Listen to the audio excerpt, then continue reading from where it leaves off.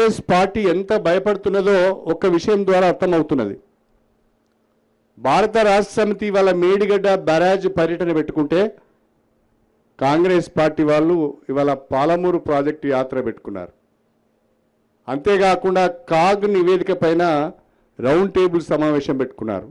ఎందుకంటే మన పర్యటనకు సంబంధించిన విషయాలు, మేడిగడ్డ బ్యారేజ్కి సంబంధించిన వాస్తవాలు ప్రజలకు చేరొద్దు, న్యూస్ వాల్యూ రావద్దు, స్పేస్ పత్రికలలో కానీ ఛానల్స్లో కానీ స్పేస్ మనం ఆక్యుపై చేయాలనే ఒక ఆలోచనతో ఇవాళ వాళ్ళు పాలమూరు పర్యటన పెట్టుకున్నారు. అదేవిధంగా కాగు పైన రౌండ్ టేబుల్ సమావేశం పెట్టారు.